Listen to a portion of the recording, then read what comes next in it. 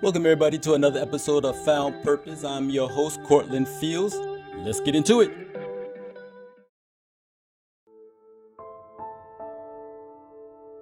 I'm here with my anonymous guest. We're going to call her Monique. Let's get into it.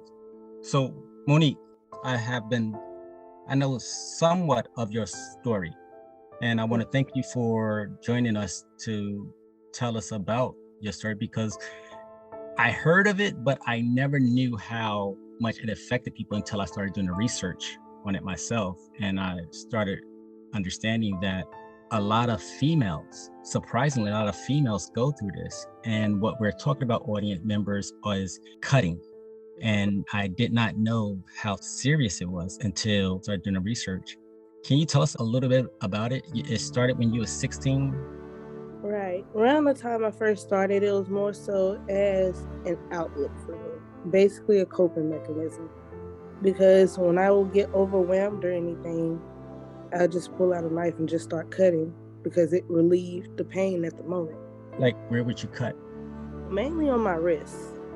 It started out on my wrist, and over time, it just was on my wrist in different spots, basically all the way up into my elbow.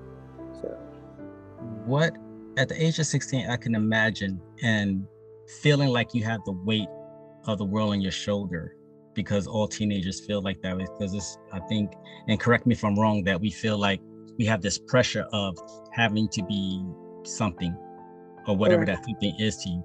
What was going on that you felt at the age of 16 that was so overwhelming for you? Well, for one, around the same age I started working. So there was the stress of that, new responsibilities, and then on top of that, just feeling like my voice wasn't being heard or my feelings really didn't matter. Your voice not being heard, is that to family or overall? Like, it started with mainly family and also with friends as well, because at that time I didn't speak to most of my family who were around. And it's like, couldn't talk to them too much because it would be like, oh, you're young, don't worry, it gets better. It's like, well, okay, but I want to talk about the now, not when it gets better. So, right. And it was kind of the same way with friends, like, oh, you shouldn't be thinking like that. And I'm like, I know this, but I am. So, can you, without mentioning any names or going too much in detail, can you elaborate on one of the issues that you were not being heard? Yeah, so around the time I had started working and trying to juggle the work life and being a full-time student while having new responsibilities, because I couldn't have my own phone unless I paid the bill on it. So there was that, and it's just trying to constantly do good in school while also doing good at work, both in a timely manner. Okay, I want to dig a little deeper because I want to know the root of it. Because it seems like typical teenage problem issues that all teenagers, well, back in my day, I'm from Generation X, so it's like we had beepers. So we have put a quarter in to make a phone call. Was there it seemed like it could be, was there more? Yes, actually. Okay, around that time, I also started dating this guy, my first official relationship, and also didn't know how to present it to my parents because it was one of those, you're too young to have a boyfriend. And I'm like, okay, but I have these feelings, so what do I do with those? Can't just cast them aside and pretend they don't exist, because that's how things get worse. So it was also dealing with that, and I had strict parents growing up, so it was like, whereas the boyfriend didn't. So he would want to see me and he would want to spend time with me, but I have to tell him, like, I can't do that. That age, I didn't even know how to present having a boyfriend to my parents, so it was pretty difficult with that. So would you say that was a big part of the issue? Yes, because I wanted to communicate that, but I was too scared to. I didn't know how to. It was one of those things to where I felt like if I said it and the reception of it wasn't like, oh, okay, that's cool, then it'll end up badly. Because growing up, my biggest fear was being told no, because no was usually followed with anger. And I don't like people being upset with me, especially if it's just over a question or feeling or an opinion, and then it gets followed by with a hard no, and then anger, or whooping, or getting screamed at for just a question. So at that time, it was kind of hard because I did want to have a boyfriend, and I did really like the guy. What was it about this guy that made you like him so much? Well, at that time, I really didn't pay too much attention to guys, really, because I would have a crush and that'd just be it. But me and him, we talked often, and we had a lot of things in common. And being a young, impressionable 16-year-old, it was like, okay, yeah, I haven't had this before. And how old was the guy? Same age. We're literally just 6 months apart in age. So we had a lot in common, except we were both new to the area. Well, not too new, but new enough to the area, because we both moved from different places and everything. And I don't know, we ended up talking a lot and got very used to being around each other, because we had a class together before, but we never really just spoke. So speaking, it was like, okay, we actually do got a lot in common. You are pretty cool, and it's just feelings ended up getting involved because it hadn't really liked anybody in that sense at all. That was all new for me, and I didn't want to let it go, basically. So is it safe to say that this person heard you when nobody else was hearing you? Yes. Yeah. And so you have a boyfriend, which, what it sounds like is you felt like you was in love. Right. At the time. Probably not now. I don't know how you feel now, but when you have a boyfriend, it's like this is something and you in your body your hormones start getting into these different feelings. You're like, wow, why am I feeling like this? Why is this person making me feel this way? And you start thinking about this person a lot. And then you being rejected because you really want to see this person. And then there's the conflict between parents, your personal life, and your responsibility. And how do you juggle all those feelings and emotions together? How do you balance it out? Is that correct? It was like balancing it out, and it felt like I was basically on my own with balancing it out, because yes, he listened and he heard. There were also issues that he didn't have to face. Which was? In order to be able to have my own money or even get a phone or anything, I had to work for it. Whereas he just got and I had strict parents, whereas he didn't. So it's like, these are issues that I can explain to him, but he wouldn't fully understand. Although he did listen, he wouldn't fully understand because he never been in that type of position. So it sounds like you have a teenage boyfriend who, with different backgrounds, as far as like being raised, where he was allotted to have certain money and privileges to have, whereas your parents are saying, no, anything you want, you have to work for. Right.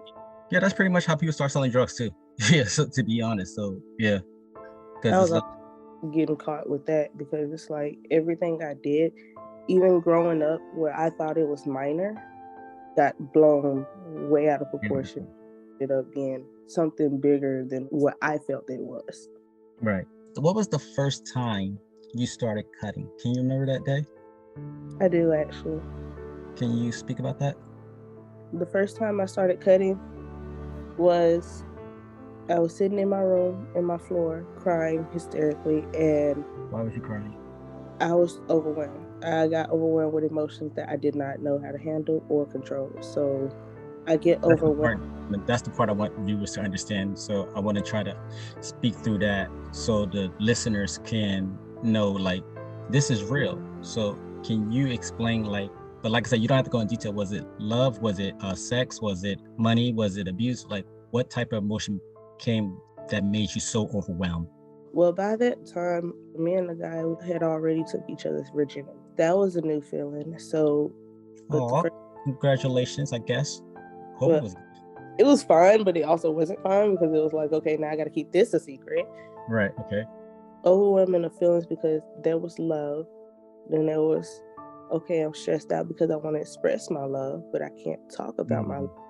And then it's like, I could talk about work, but work is stressful because able to work within these hours, At the time when I first started working, I didn't have a car. I had to depend on the to and froms. If my parents were late getting off of work, I was late getting into work. And it's like the stress of having to meet those demands. Also, I being in love, but I couldn't pretty much express that. And then when working, if I did get overwhelmed or stressed with work, and I told my parents that I was stressed out, it was, okay, well, I am too. So what? So it was like all of these feelings and all of these emotions that I couldn't express to anyone because it was like I was backed into a corner to deal with them myself. And it got overwhelming to where I just couldn't control it anymore. And once I get overwhelmed, I cry uncontrollably because all emotions are basically being bottled up like a soda and that you're constantly shaking, and eventually the pressure gets too much to where it just bursts.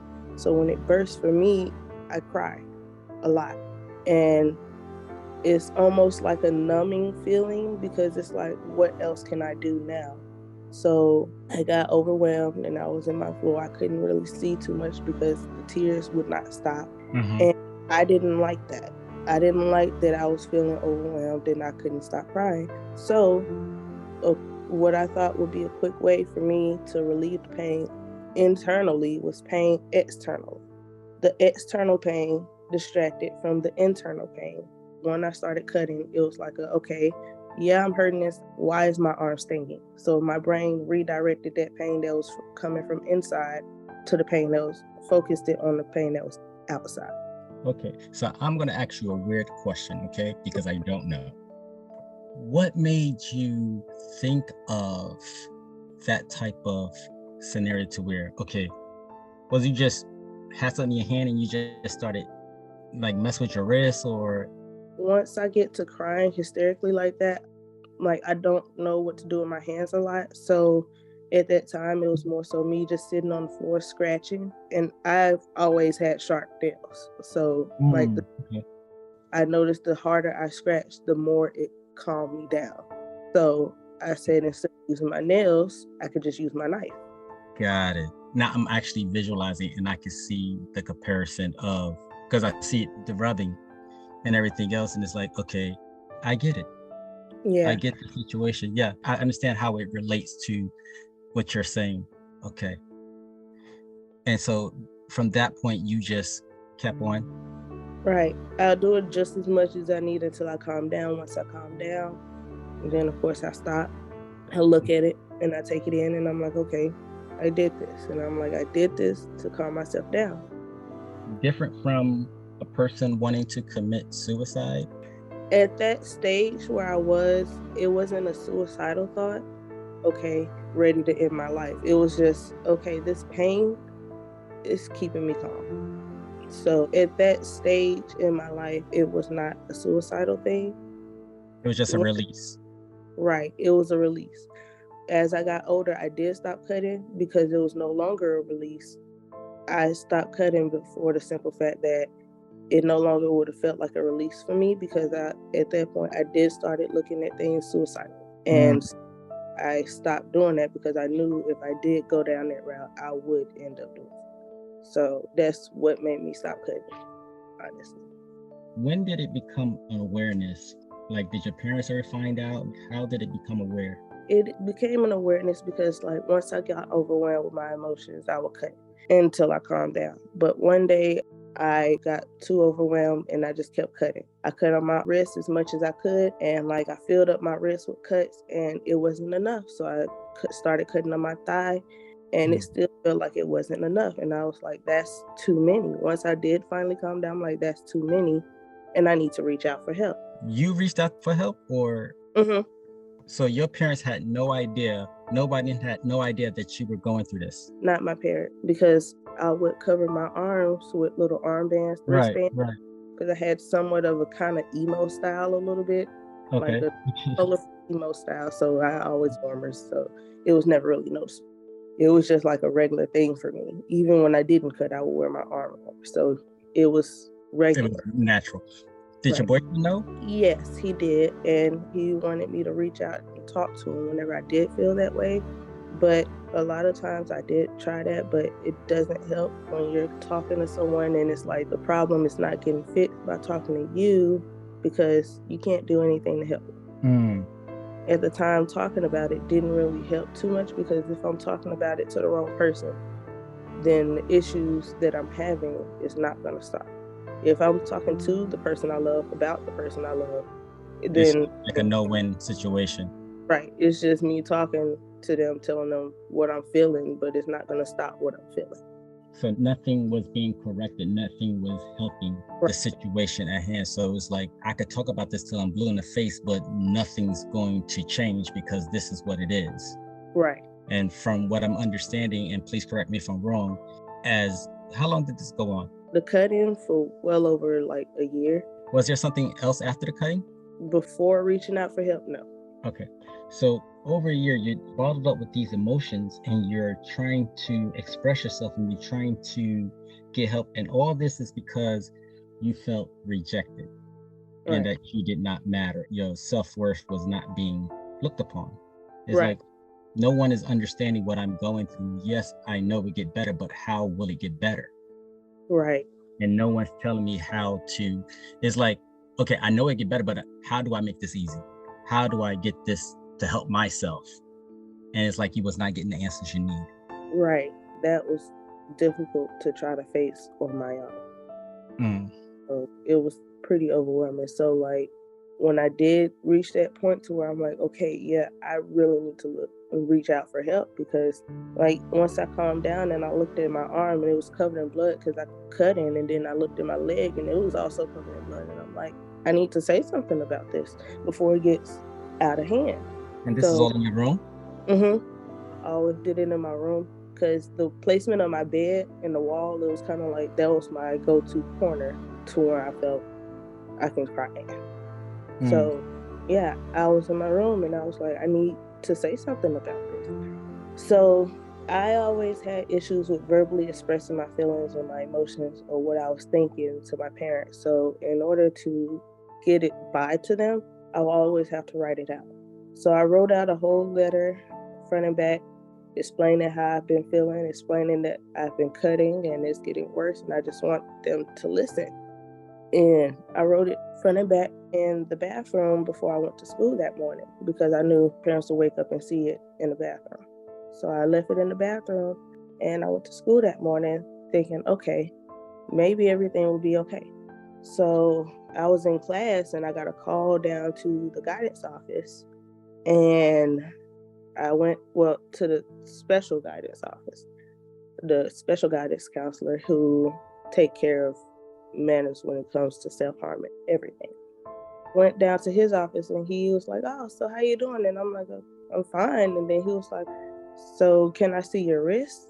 And like, I already knew at that point where it was going. And then I saw on his computer where he had the letter pulled up, and he had printed it off front and back and everything. And my parent came up there and talking with them, and it was asking me questions. Are you feeling suicidal, or is it just self-harming? Like, what's going on? And I basically explained to them the same thing that I was saying in that letter, like how I've been feeling and everything. And he took a picture of my wrist and he counted how many cuts it was. He counted 21.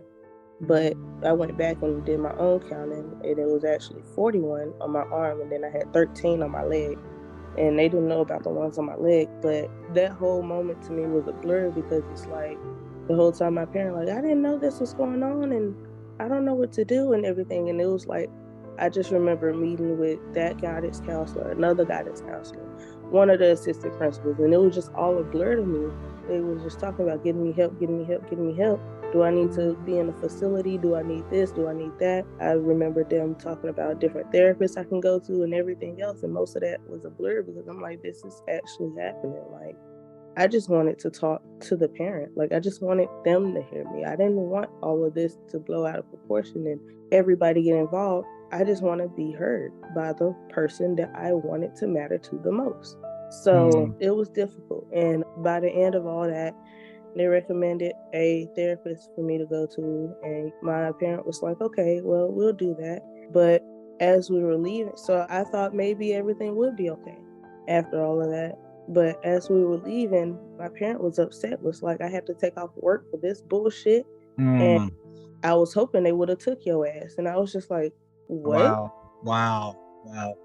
Yeah, and after that, it was just them being angry with me for feeling this way, and then proceeded to get on the phone and was like, yeah, she's going around saying she's depressed. All this is just a stunt for attention.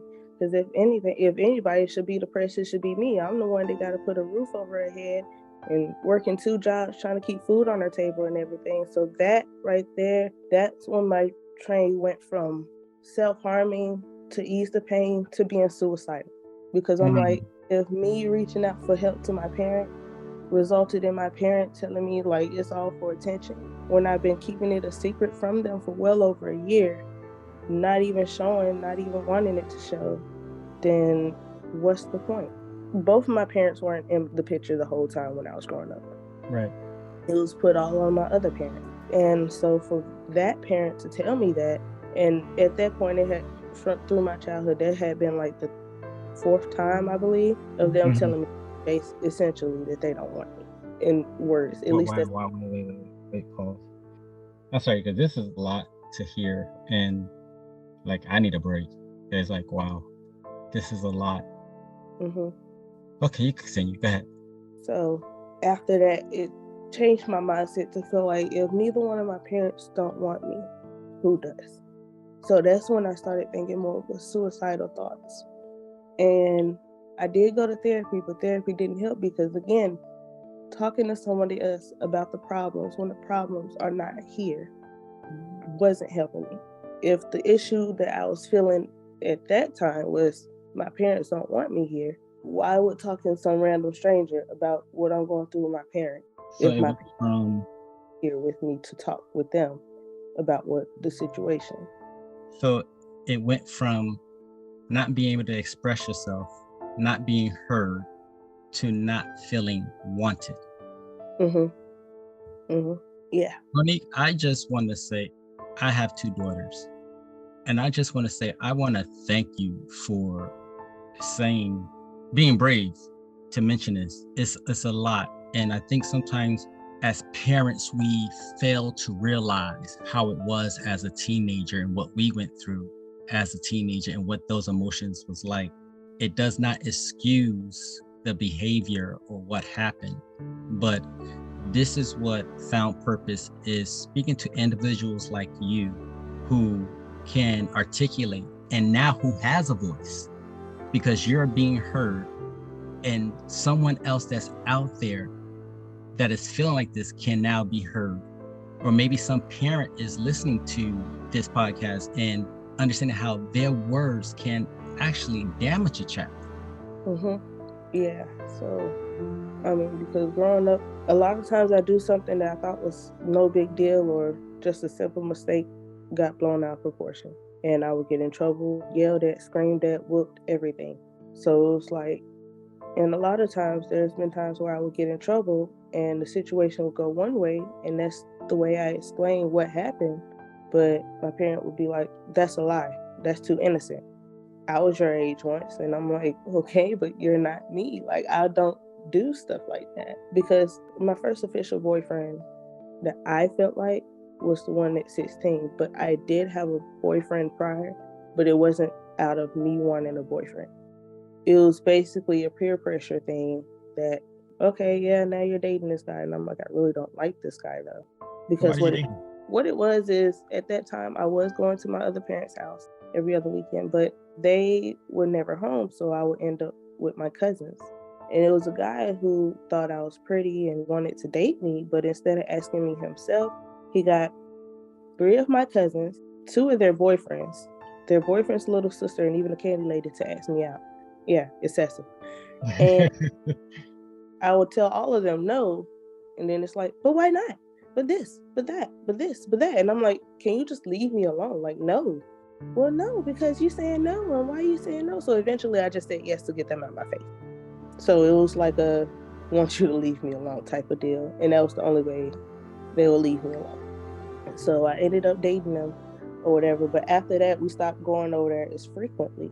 And we went over there every once in a while, but most of the time it was like either late at night or sometimes it would be during the day.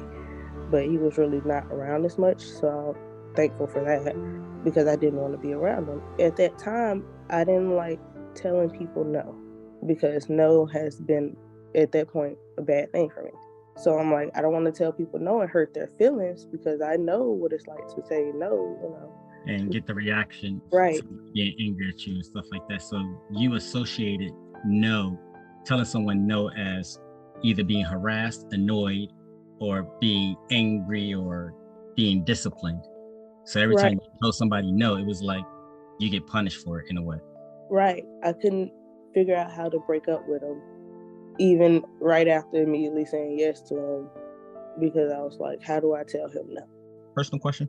Personal. Did you have sex with him? No. Oh, no. okay. I did kiss him, but that was after a bunch of running from him. Kind of like because it was like my cousin was like, oh, well, we finna go. And because we all was hanging out together. She was like, oh, I think she's coming to get us. And I was like, okay. And so then he was like, oh, you finna leave me? Yep. Took off to the living room, and then he followed me to the living room. Like, yeah, you go get the bags. You sure you don't want to get the bag? No, I'm gonna let you get it, but it's our bag. No, you get it. Okay. Ran to get the bag, and he following me, and I'm like, okay, back in the living room, back in the room. Again, this is like you feeling harassed in a way, because it's like, what do you want? Right. Yeah, take a kiss and be done with it. Right. So it was like one of those, like, okay, kiss. All right, time to go.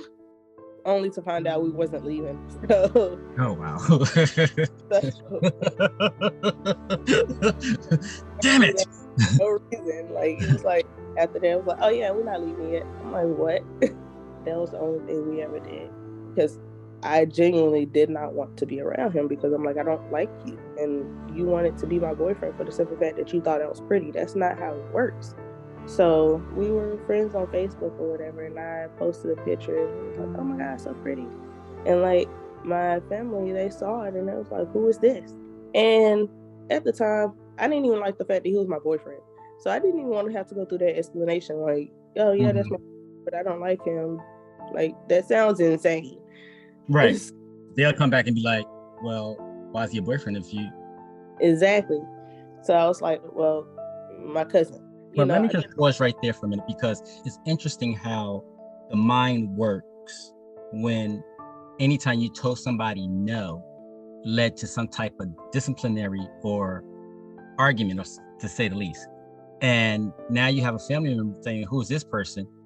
And to you, you already know in your head that if I tell him this is my boyfriend, but I don't like him, that already sounds crazy. So you don't want to say that, because it's like, you already know this sounds crazy, but I'm still not going to say so. I'm just going to go with it. So it's just you adding more stress to your life. But the realization of it all is that it all extended from you wanting to say no. And now they don't understand why your reasons are your reasons and why you do the things that you do, because it gets to a source. Right. Like, oh, well, that's my cousin. So, like, oh, okay. Eventually, my parent went through our messages on Facebook and everything. You know, I came home from school, and it was like, so you got a boyfriend? And I was like, oh my gosh, here we go. So I was like, yes, I do. You told us that was your cousin. I was like, I know, because I didn't want to tell you I had a boyfriend. And now you got to clean up this lie because of something. Right. And I was like, well, I didn't want to tell you I had a boyfriend because I didn't like him. So yeah, they was like, okay, well, if you don't like him, why is he your boyfriend? And it was like, well, it's because he asked me. And that was the simplest way I could put it, was because he asked me. Right. And then, like, so if he asked you to do other things, you would have done that too? No. Then it was like, okay. I could pretty much, and I'm guessing the listeners also could pretty much know where it's going, how one thing leads to another thing. Where are you now as far as mentally and with the cutting and everything else? I know we spoke before and you told me, but just so the listeners can understand where you are at now and what steps happened for you to get to where you at today. As far as the cutting goes, I'm at a point now to where even if I do feel like once I get those overwhelming feelings, my arm will tingle. But the second I try to pick up anything sharp, the hand that I'm holding it in instantly gets weak, because it's like, no, my body is rejecting that motion itself. You get a tingly sensation like in your arms, whatever? Some of the areas where I used to. Okay. How long has it been since your last cut? Ooh, I want to say about 6 years. Congratulations. Wow.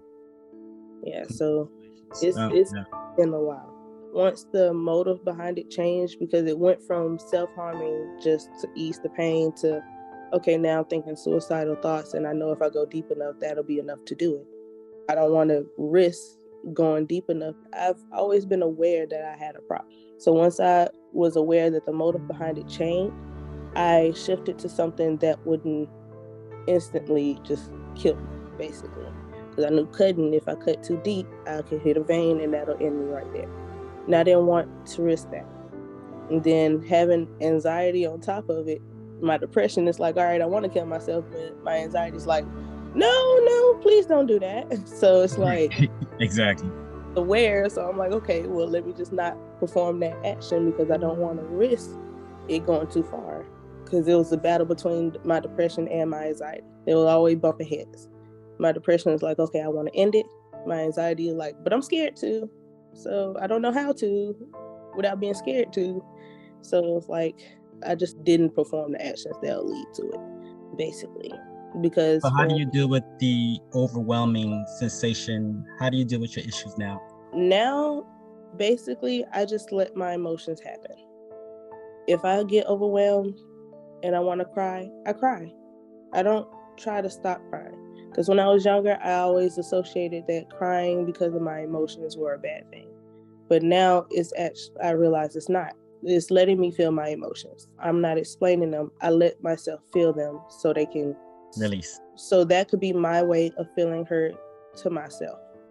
It's my way of releasing it and letting myself acknowledge my own emotions. Because as I got older, I realized, okay, yeah, I want everybody to hear me, but am I hearing myself? Because I'll sit there and try to pretend that these emotions are not there, try to pretend everything is okay. And that was also a way of self-harming because it's like there and they're not going to go away until you acknowledge them. So what I do now is just basically anytime I feel a certain way, I try to acknowledge it. I acknowledge it and let myself feel it. And once I feel it, it feels a whole lot better. Even if nobody else heard me, I heard myself.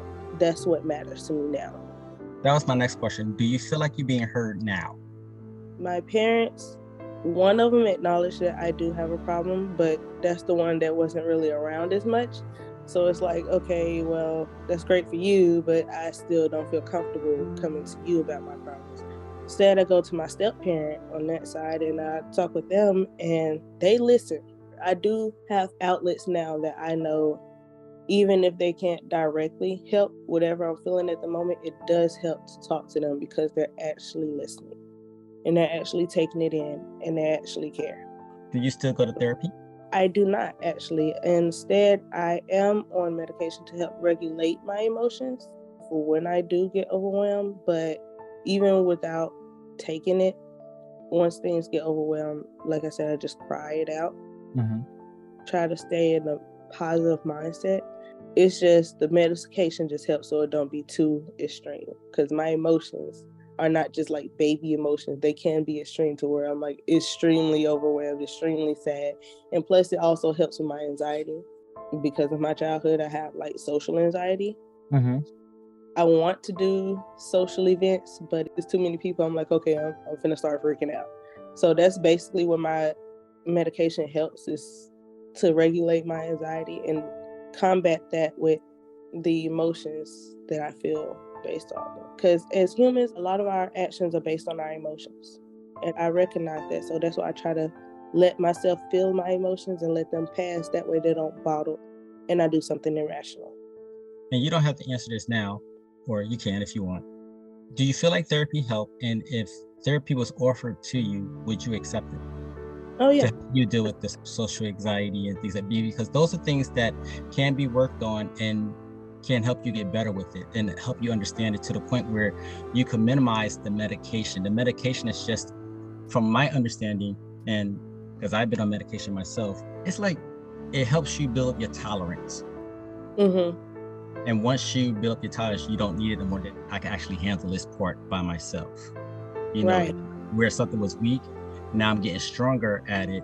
So where I can now handle it and I can function without the medication. Right. For a moment in time, I was off of it. Mm-hmm. That's mainly because the last one I had, I didn't like the side effects, so I stopped taking it. Right. The only reason I haven't went back to therapy is because I would like to have the therapist I had when I was younger, and I really don't know how to find him. So, but Well, you know what? I can help you, and I will help you find the therapist. Matter of fact, we will pay for you go to therapy if that's what you want. And I'm serious. Tomorrow I will definitely get on a call and make sure you get the help you need. All right. The only thing is that with that, you would have to give them your real information. Okay. So yes, we would definitely help you with that. And I'm glad you are knowing, and because sometimes people don't know they need help, or sometimes people don't know how to ask for help or feel like they're weak because they're asking for help. But I want to let you know that this takes guts. This takes a lot of bravery to sit here. We don't even have to know your name, but to sit here and explain what you're going through and the trauma and the different directions that your life have taken because of what you went through. This is strength. This is truly strength. People may feel like they're weak, but this is strength. And you are one powerful woman because of this. Because think about it, you're going through something where most times people would have gave up. But now you went through something, and now you're telling your story for other teenagers who are going through these type of things to say, hey, we can get help. You're opening the door, because a lot of times this is not talked about on this type of platform. And for you to tell your story and still to admit, say, you know what, I'm not where I want to be, but I'm not where I used to be, but I'm still fighting. I'm still getting, and that's what found purpose. You're finding that purpose to fight. And that is amazing. And you are a strong woman just because of this, because you are overcoming so much adversity and you're still pulling forward. So I never think that, well, I hope you don't think that you're not strong, because you are. In my eyes, you are. Yeah, that's just the tip of the iceberg with things I've been through. Because growing up, I've been through a lot in my years, and I try to look on the positive outside of it. There's the whole everything happens for a reason, but I try not to think of it that way exactly. I think of it like, okay, well, yes, that happened. There was no reason for that to happen. However, if it was involving another person, I'm like, well, that's something that karma will handle. And I'm just going to keep pushing forward, because I don't want that to change who I am. Because there's two routes you can do with your trauma. You can go through trauma and blame everything in life because of it and not be where you want to be, or you can take it and say, that's not who I am, and overcome it and become something better. So that's what I'm still pushing to do, just become something better and not let it determine who I am, because it's not who I am. Things that I've been through is just events that happen in time, but it's not who I am personally, because it's the things that made you stronger. And yep, somebody that's going through this right now, a teenage 16-year-old teenager, or your 16-year-old self, what advice would you give them? Basically, to trust yourself, because my biggest thing for me when I was 16 was actually being in love with myself and trusting that I could handle it. You can't look to others to say, okay, they'll take care of this for me. It's all on you. Not for you to have the weight of it, but for you to see it and say, hey, this is nothing, because I trust in myself. Self-confidence and your self-esteem is what's going to get you through it. The belief that you have in yourself. Because if you don't have belief in yourself, nobody else will. So basically, keep fighting for yourself. When nobody else is fighting for you, keep fighting for yourself. Exactly. Monique, I want to say thank you. I really do appreciate your story. I mean what I say. I'll be reaching out to you tomorrow. Okay. And you had a lot more stuff that has happened. And hopefully we can talk about those things in the future when you feel ready to. But I really want to say thank you for sitting down with me and talking with me to tell me your story. It's great. And I thank you. So this is going to end our show. I want to say you could be damaged, broken, shattered. Everything is fixable. Let's start healing in the spirit and let God do the rest. Thank you, Monique. God bless. Thank you. This has been another episode of Found Purpose. Remember, your spirit is never too broken, shattered, or damaged where it can't be fixed. Put God first and everything is fixable. Let's start healing in the spirit.